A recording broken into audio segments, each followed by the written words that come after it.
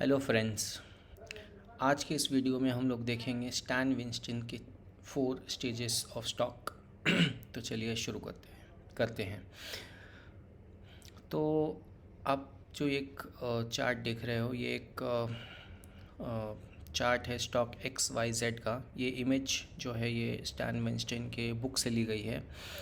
तो आप इधर देख सकते हो, ये प्राइस है 8, 10, 12 और ये नीचे जो है ये वॉल्यूम है। ठीक है।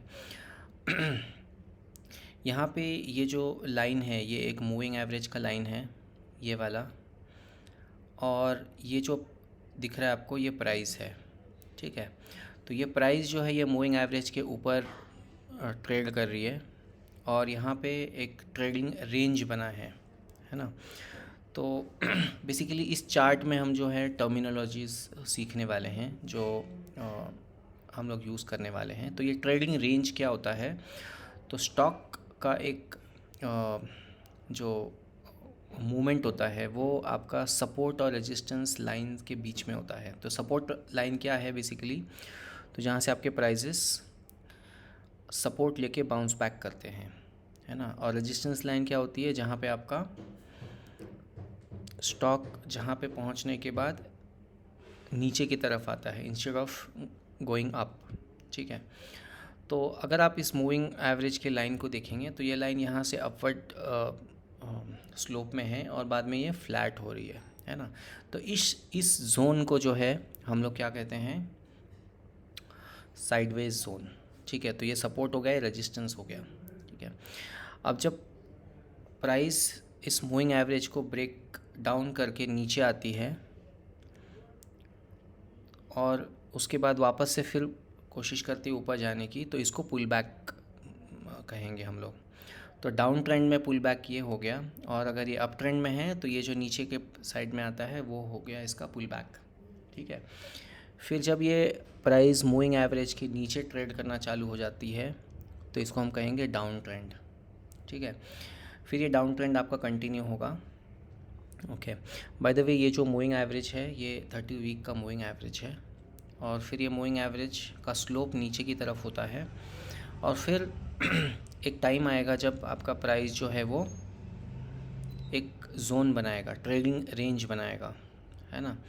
तो यहाँ पे आपका एक रेजिस्टेंस लाइन है, यहाँ पे आपका एक सपोर्ट एरिया है। तो ये वाला एक जो ट्रेडिंग जोन है, यहाँ पे आपका मूविंग एवरेज जो है वो फिर से फ्लैट होना शुरू हो जाएगा। फिर जब आपका प्राइस मूविंग एवरेज को क्रॉस करके ऊपर ब्रेकआउट करेगा और फिर पुल बैक करेगा टुवर्ड्स द मूविंग एवरेज, तो ये हो गया आपका अप ट्रेंड का पुल बैक। और ये जो प्राइस यहाँ से ऊपर क्लोज हुआ है इसको कहेंगे हम लोग ब्रेकआउट। ठीक है। तो यहाँ पे ये ब्रेक डाउन हो गया, यहाँ पे ये ब्रेकआउट हो गया। ठीक है। ये आपका डाउन ट्रेंड हो गया, ये आपका अप ट्रेंड हो गया, ये ट्रेडिंग रेंज हो गई ये वाली, और डाउन ट्रेंड में जो है ट्रेडिंग रेंज ये बन गई। ठीक है। और यहाँ पे आप एक और एक चीज़ देखेंगे, अगर आप ये लोज़ को कनेक्ट करते हो तो यहाँ पे एक ट्रेंड लाइन बनता है ना। तो ट्रेंड लाइन एक ऑल लोज़ को जब आप कनेक्ट करोगे तो ये एक ट्रेंड लाइन बन गया, तो ये अपवर्ड ट्रेंड लाइन है। सिमिलरली आप क्या कर सकते हो, यहाँ पे लोअर लोज़ कनेक्ट करोगे तो ये डाउनवर्ड ट्रेंड लाइन बनेगा। ठीक है। तो तो चलिए अभी हम लोग देखते हैं स्टेज क्या होता है। तो आपका जो स्टेज है, ये वाला जो स्टेज है डाउन ट्रेंड वाला, जिसमें आपका एक ट्रेडिंग रेंज बन गया है, वो होता है stage 1 as per Stan Weinstein. और उसके बाद जब ये ब्रेकआउट करके ऊपर जाएगा मूविंग एवरेज के 30 वीक मूविंग एवरेज के, तो यहाँ पे ये बन गया आपका स्टेज 2, है ना। और फिर जब ऊपर जाके जैसे ये वाला जोन है, ट्रेडिंग रेंज है, ये वाला बन जाता है आपका स्टेज 3, है ना। और फिर जब ये मूविंग एवरेज के नीचे क्लोज होके जब ये नीचे ट्रेंड करना चालू हो जाता है तो ये बन जाता है स्टेज 4। तो स्टेज 1 है आपका कंसोलिडेशन या बेस फेस, फिर आपका स्टेज 2 है ये एडवांसिंग फेज़ है, या फिर आप इसको अप ट्रेंड बोल सकते हो। स्टेज 3 है ये कंसोलिडेशन है टॉप एरिया में, तो ये टॉपिंग हो सकता है आपका। और स्टेज 4 ये है जो आपका डाउन ट्रेंड है। ठीक है, तो उम्मीद है आपको ये समझ में आ गया होगा। चलिए हम लोग इसको और अच्छे से तरीके से देखते हैं। तो ये हो गया आपका बेसिंग एरिया। तो स्टैन वाइंस्टाइन क्या बोलते हैं कि जब स्टॉक कोई भी बहुत दिनों तक डिक्लाइन फेज में रहता है, तो जैसे ये डाउन ट्रेंड में है, उसके बाद ये साइडवेज में ट्रेड करना चालू हो जाता है ना। और इसका वॉल्यूम जो है वो भी कम हो जाता है। जैसे आप अगर देखोगे इसका वॉल्यूम जो है साइडवेज में मिनिमम है, कम हो जाता है ना। और आपका जो मूविंग एवरेज का जो स्लोप है वो भी फ्लैट होने लगता है, वो डाउनवर्ड स्लोपिंग नहीं होता है, वो फ्लैट होने लग जाता है। ठीक है, तो ये जब ऐसा एरिया होता है तो आप इसको समझ सकते हो, ये बेस इसका बन रहा है। ठीक है, उसके बाद आपका होता है एडवांसिंग फेस। तो एडवांसिंग फेस कब होता है, जैसे यहाँ पे स्टैन वाइंस्टाइन बोलते हैं कि ideal time to go long when the stock is swinging out of its base. जब ये इस बेस से बाहर निकल के जैसे इसका क्लोजिंग इस मूविंग एवरेज के ऊपर हो जाता है, तब एक आइडियल टाइम होता है एक इन्वेस्टर को स्टॉक में एंट्री लेने के लिए। आप पुल बैक पे भी एंट्री ले सकते हो या ब्रेकआउट पे भी ले सकते हो। ठीक है, या आप 50% जो आपका क्वांटिटी है वो ब्रेकआउट पे ले सकते हो, 50% पुल बैक पे ले सकते हो, है ना। और यूजुअली यहाँ पे एक पुल बैक आता ही है, बट अगर स्टॉक बहुत ही स्ट्रॉन्ग अप ट्रेंड में चालू हो गया है, ब्रेकआउट बहुत ही स्ट्रॉन्ग हुआ है, तो ये फिर पुल बैक हो सकता है ना भी आए, है ना। और सबसे इम्पॉर्टेंट चीज़ यहाँ पे ये है कि ये जो ब्रेकआउट है, यहाँ पे आपका वॉल्यूम जो है वो बहुत ही इम्प्रेसिव या हाई वॉल्यूम होना चाहिए। जैसे आप यहाँ पे देखोगे ये वॉल्यूम आपको बहुत ही कम वॉल्यूम दिख रहा है, लो वॉल्यूम पे साइडवेज स्टॉक है। और जैसे ही ब्रेकआउट होने लग गया आपका वॉल्यूम बढ़ने लग जाता है ना। तो यहाँ पे आपका ब्रेकआउट हुआ है तो यहाँ पे वॉल्यूम देखो बढ़ गया है ना। तो यहाँ से वॉल्यूम आपका हाई ही रहेगा फिर। ठीक है, उसके बाद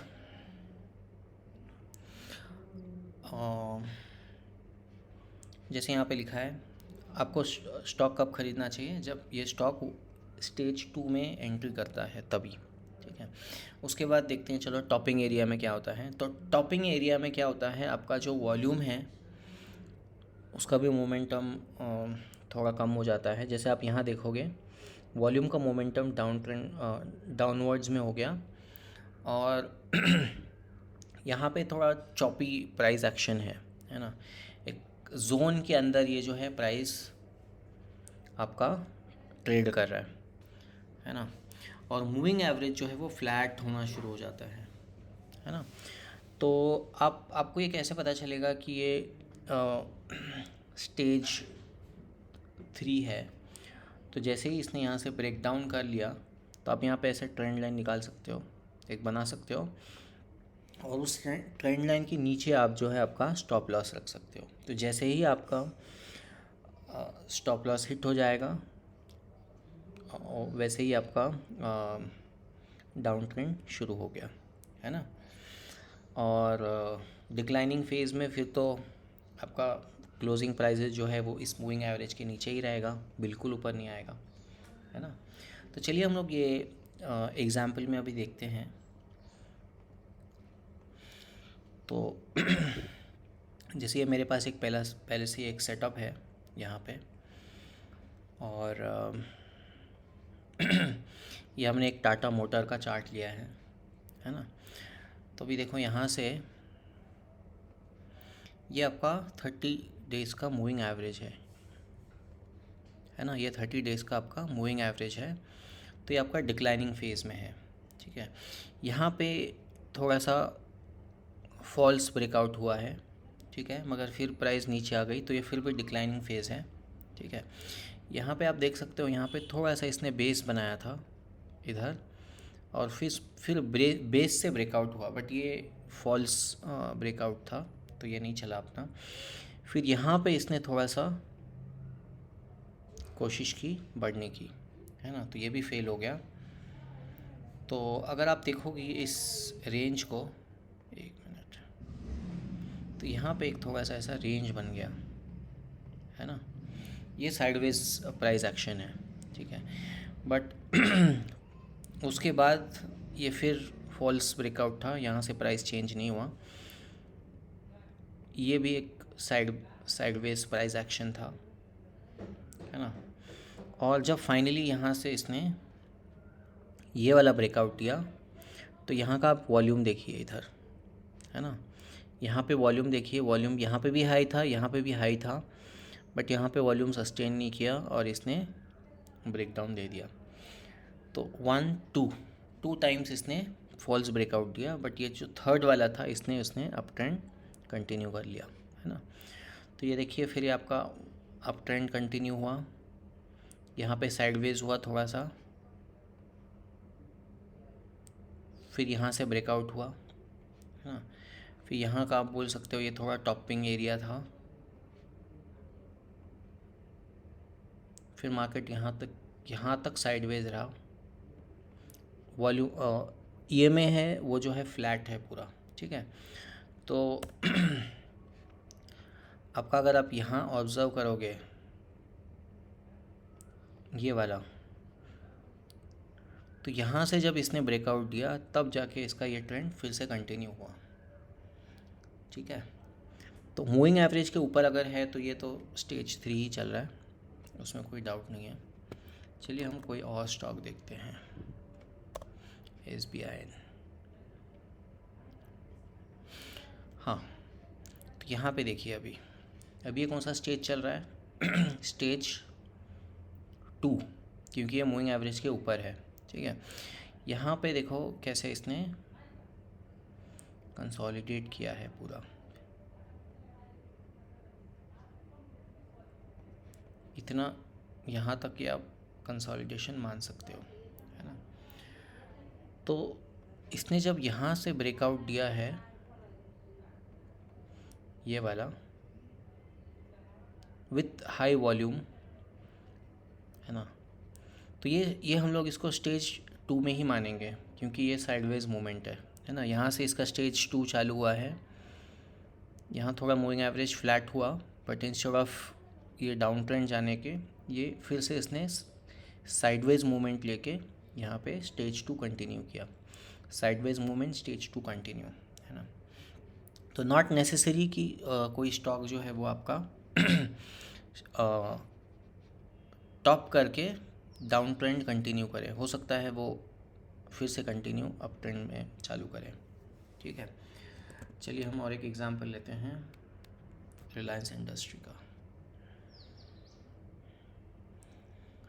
हाँ, तो यहाँ पे देखिए ये ट्रेंड, यहाँ से इसने अप ट्रेंड कंटिन्यू किया है, ये हम इसको डाउन ट्रेंड बोल सकते हैं छोटा सा। ये वाला अप ट्रेंड यहाँ से इतना, है ना, यहाँ पे तो ये एक रेंज में फंसा हुआ था, है ना, यहाँ पे भी एक रेंज में फंसा है, मूविंग एवरेज फ्लैट है। तो जब भी ऐसा मूविंग एवरेज फ्लैट हो आप क्या करो, आपको यहाँ पे एक ट्रेंड लाइन ऐसे बनाना है, और जब उस ट्रेंड लाइन के ऊपर क्लोज होगा तभी आपको उसमें एंट्री लेनी है, ठीक है। चलिए हम देखते हैं निफ्टी का। तो निफ्टी में ये देखिए आपका ये अप ट्रेंड स्टेज 2, ये अप ट्रेंड स्टेज 2, है ना, यहाँ पे फ्लैट तो नो प्राइस एक्शन, यहाँ से स्टेज 2 इतना, ये डाउन ट्रेंड फ्लैट मूवमेंट, ठीक है। आई होप आपको ये वीडियो पसंद आया होगा। Thank you so much, see you in the next video.